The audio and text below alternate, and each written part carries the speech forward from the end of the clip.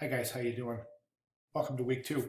Hey, I don't even really want to go through anything specifically like step by step because this is a good class.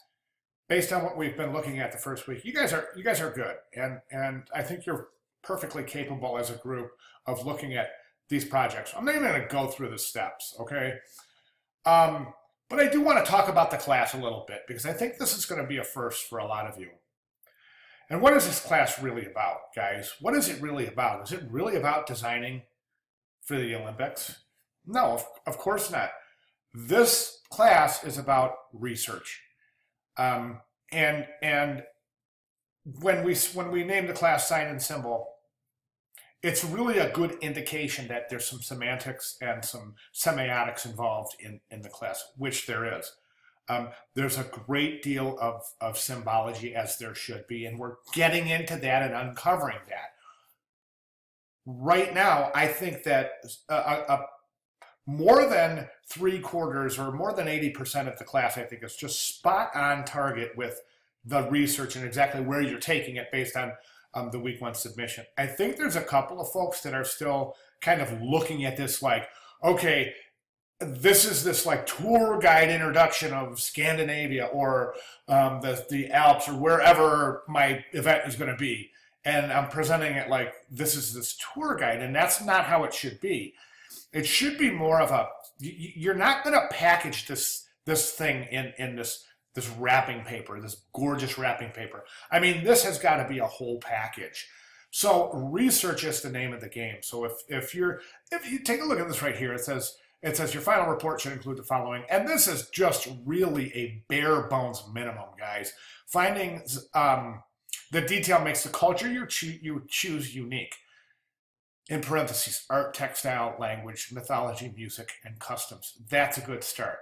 A plan of how these precedents may inspire your design solution. That is critical right there. Number two is just critical. That is the beef of the assignment right there. Okay, so, and then a mission statement that supports your future phases along with the strategic plan of action. That's easy once you get this in place right here. Once you plan on how these cultures, these cultural details of your specific location or the indigenous culture in terms of these art, textiles, blah, blah, blah, and then plan on how you can use those in your design. That's critical. So anyways, that's what I want you to key on this week. And how do you get there, guys? I mean, you need to know a lot. I mean, if I were to ask you what the national colors are of your country, you need to know it. You need to know the national bird. You need to know what their climate is like. You need to know how many indigenous cultures are there in the specified, maybe, I don't know, radius from where the location that you intend on having the event. Things like that. How many different languages are spoken in the region? Okay.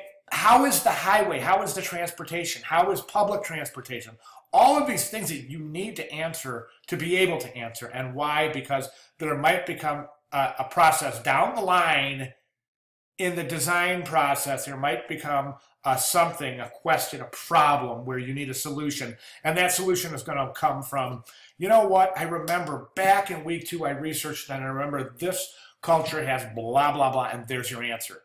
And that's really how it works. So I just really want to reiterate the importance of research here, folks.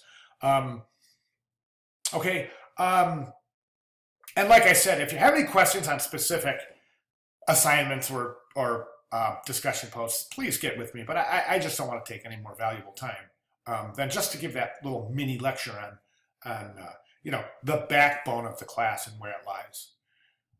As such. Okay, thanks everybody.